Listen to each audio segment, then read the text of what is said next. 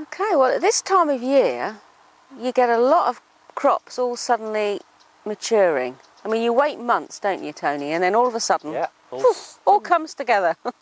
Trouble is then, you get a glut, so you can't eat them all at once. So you've got to think of a way of storing or preserving the produce. So there are different ways of preserving and storing crops. It depends on what they are. Yeah. Over here, we've got some celeriac, which obviously is a bit young at the minute. Yeah, yeah. But once that matures, you can leave it in the ground and just harvest it when you want.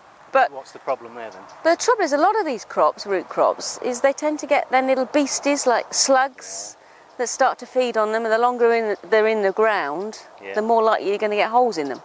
So what you can do is, once they get mature, is you can then lift the root crops, things like beetroot, celeriac, carrots. You can then put them in boxes of dry sand or compost. Yeah, not touching. Not touching, but layer them in boxes, and then they'll keep a lot longer that way, and it keeps away the slugs and all the beasties that will eat them. What about that clamping, which is quite a traditional technique, isn't it? Is a way, particularly things like carrots. You get a glut of carrots, and you've not got box storage to put them in. You can create, say, in a bare area of soil, you can literally put layers of carrots and then cover them with straw, more layers of straw, more carrots, build it up into almost a pyramid shape, and then cover it with soil, with a little bit of the straw coming out of the top to let the air in. And then you can just break into the clamp when you want a few carrots to eat for your supper. I know my dad used to do that. I don't know It's not done very often how these many days. people do it these days. No. But it's an old traditional method, isn't it? It is, yeah. quite I think it's effective if you've got a lot of root crops and you've got nowhere to put them. It's quite good for that. But you do need a well-drained area. If it's very damp, very wet, they could tend to rot. Yeah, that's the danger. But you know, so things like carrots, I mean they're ready to harvest, aren't they? Yeah. Some of these carrots some carrots. Said Valerie, these ones, and we've got them growing along shallots and. That's the idea is to keep the carrot fly away. That's the theory. Shall we have a look? Let's just have a look, see if there's any carrot fly on. Because that's the thing about storing your root crops, is they do need to be very clean, no markings, what do you reckon? no rot. Look at that. It's all right. Perfect carrot. So the theory, growing your carrots next to onions, like onion, shallots, garlic. Keep the carrot fly away. Looks like it's worked in that case. It's worked here anyway. So that carrot is nice and clean, no markings on it. You could store that nicely in a box of sand or compost. The thing is as well is you twist the tops off as well, ideally, especially certainly things like beetroot. It's often better just to twist the top rather than to actually cut them off. And then you can store that.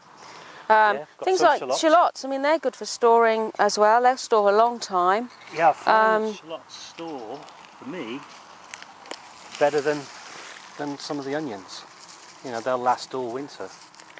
And you can actually just hang them up using the leaves, or you can just take the leaves off and then store them. Yeah, and they're more of a bite size sometimes. You only want a bit of onion, don't you? So you just have one of these. Yeah. But you know, they need to dry out now, don't they, for a while? I mean, you can, if on a really dry day, you could just leave them on the surface for a little bit of the ground just to dry them. Or some people put them on sort of net, chicken wire. They make some chicken wire and mesh so they get the air underneath to dry them. You don't want anything damp touching them, do they? Because No. they'll start to rot. No. So they'll store for many months. And then moving along, we've got some garlic. Right, this is really ready to come up. In fact, it's been ready for a while. I mean, garlic is one crop that you grow. You are going to have to store it because you're not going to eat all the garlic in one go. No. So that again can be just laid on the top of on the surface to dry for a day, as long as it's no rain is expected. And then you can either tie them together, or literally just tie the tops let those together. dry out. Yeah. And you can sort of tie them up, weave them weave in them out up, like that. hang them in a shed. Yeah. And just let them dry. Yeah. Cool, dry. You don't even need to take the roots off, do you? Just let them just dry like that, just naturally. Yeah. And then moving along, potatoes. Well, what you were saying about leaving them in too long, that is a danger, isn't it? With potatoes slugs. will get holes in them with slugs, which will then mean they won't store for very long. So they need lifting as soon as they're ready, really. Particularly the main crop. Obviously, the earlies you tend to eat straight away, don't you? But the main crop, lift them when they're ready. These are some second earlies. These are main crop. Yeah. These are actually Sarfo Mira, which blight resistance. Yeah, they're looking really good actually. And, no signs of blight. Not, not well. Hopefully they'll be resistant anyway. But, Exactly. they're looking good. So they'll be lifted, and you tend to leave those. You tend to harvest those on a nice dry day. Leave them on the surface, just to dry out for a few hours. Yeah. And then you can bag up in paper sacks, Hessian sacks. Yeah. Need to be kept Not dark. plastic socks. Socks. Not Plastic. Plastic sacks I tend to sweat a bit and they might rot. Yeah. Again, only store really perfect potatoes that haven't got any blemishes and any holes in. Yeah. Otherwise they'll rot. Yeah. So that's the potatoes. And then moving on to something like the beans. Yeah. Beans really need to be stored, you need to freeze them. Yeah. So it's a case of harvesting them, topping and tailing them. Yeah. And then you can either slice them or just have them as whole. What you want to do is you want to drop them into some boiling water for a couple of minutes. To blanch them for a little bit. It blanches them. It basically kills off any microorganisms on the surface. It actually preserves them. It preserves the enzymes. It preserves the flavour and the colouring. And then as soon as you blanch them for a couple of minutes, you literally take them out and plunge them straight into some really icy cold water to stop the cooking process.